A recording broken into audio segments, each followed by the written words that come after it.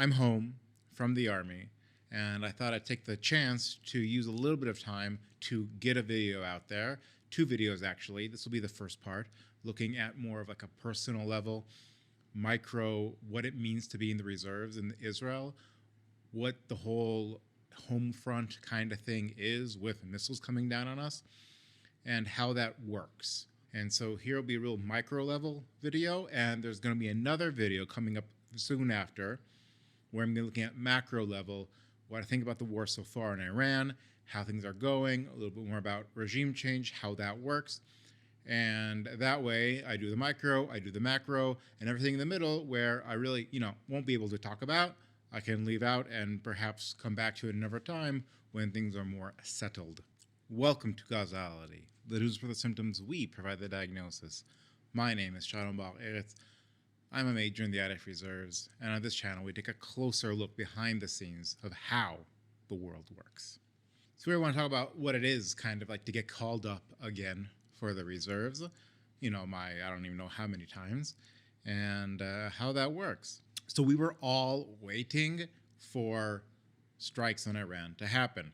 I then put out a video saying that I say every night's the night where strikes happen because there's always going to be, there was always a chance that it was going to be that night. That was on purpose. So there's a really high noise to signal ratio where no one knows when it's actually going to happen. And so even the enemy doesn't know when it's going to happen.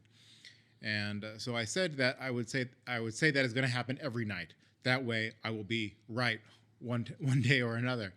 And then, of course, they struck in the morning. So even then, I was wrong. So thank you for that. That Saturday really gave me flashbacks of October 7th, but the opposite. A major event happens, and then the rest of the day, I'm like wondering, am I going to get called up? I'm not going to be called up. What's going on? How is it going to affect my family and everything else? And then I get a call, and then I organize my stuff, and I kiss my family goodbye and go.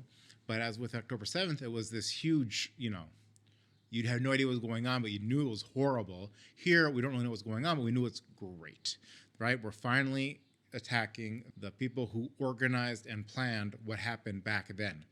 And it was us making the move and not our enemies making the move. There's an idea in Judaism of tikkun, where it's like the same thing, but it's fixed.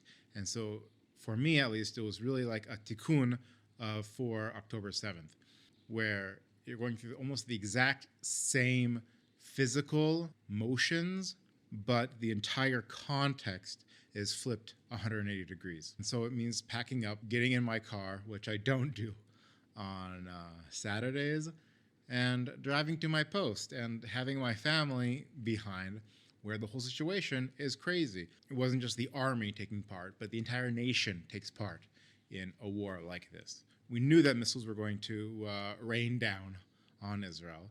And yes, we have layered defense, but it's also about sirens, and it's about finding shelter, and it's about having your kids know that they need to find shelter. There's all these different levels of, I think, the war that I think people understand, but don't understand, right? You have to kind of be like in Israel or in a similar situation where right now there's maybe too many other countries in a similar situation where it's this complete never knowing what the next half hour is going to bring. And, having a bomb shelter ready, having your kids either sleep there or know when they're going to sleep there. And you have neighbors who might not have a bomb shelter coming over, and you have communal bomb shelters for those who don't have it. And it's this whole life, this whole routine that quickly becomes routine almost, even though it is so extraordinary. It is so beyond what is ordinary. And we've gone through it so many times over the last couple of years that it has become routine, and even more so, the getting into routine has become routine, where it's like, okay, here we go again. And really, that was probably the best way to sum up that first week was, here we go again. Here we go again, getting the family ready. Here we go again, not having school. And so it means that all the kids are at home and I'm not at home.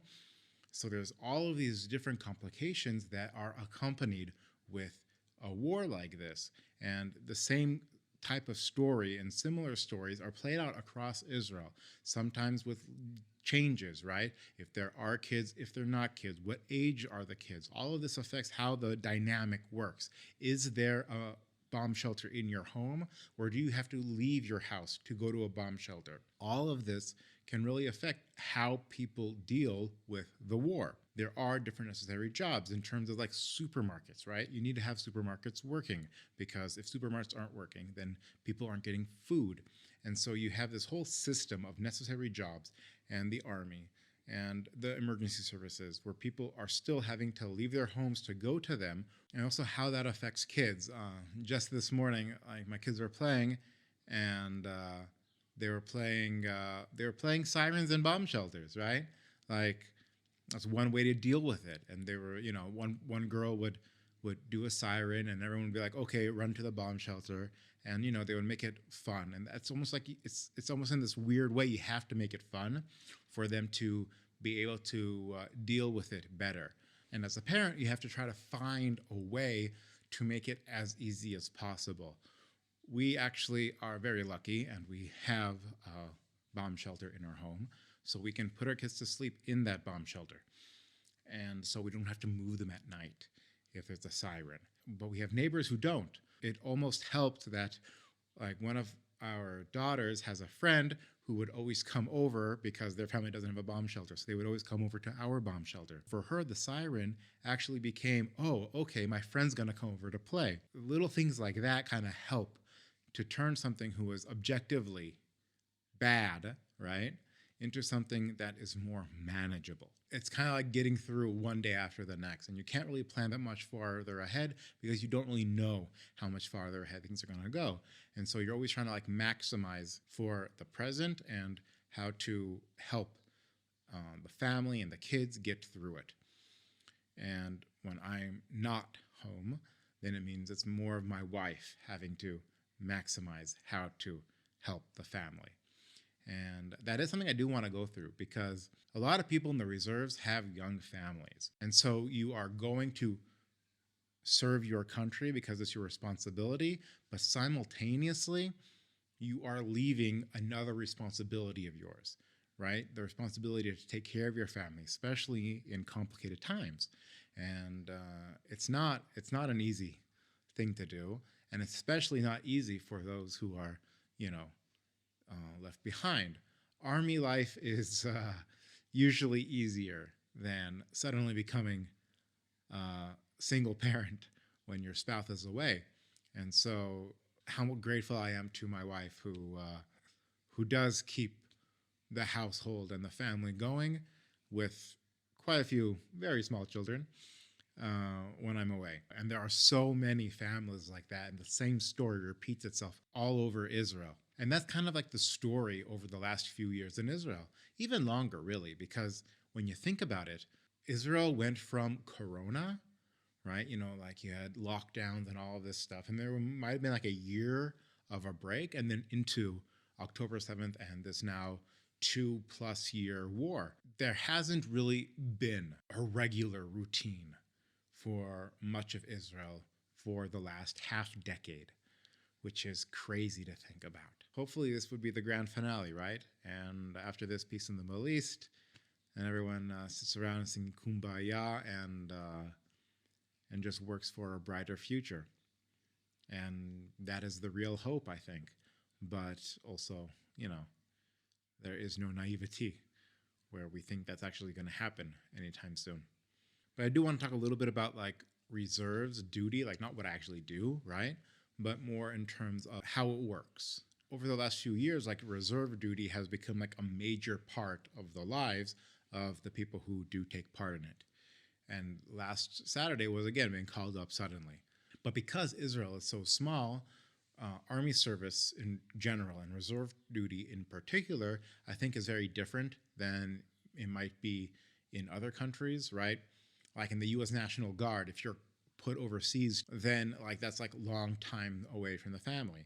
But with Israel, because it's a small country, you can have a leave where you go home for a little bit, and you can have quicker sessions of leave, right? Not months at a time away from home, but rather a week or two. And then you go back home and you come back to the Army and so on and so forth. And so I had this small opportunity to film a video. And so I thought I would do that along with the companion video that I'm filming at the same time. And obviously it's more off the cuff because just in terms of like planning out and like putting up the script and all of those other things that I usually do before a video, I don't have the time.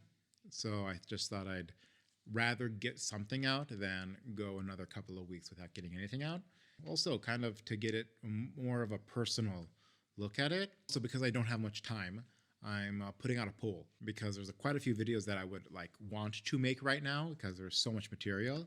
But I thought instead of deciding myself, I can put in a couple of good options which I think are equally valid choices. Remember to like, subscribe, follow me on X, as the Patreon, where I produce articles which are less conducive to being filmed and put on YouTube for the algorithm.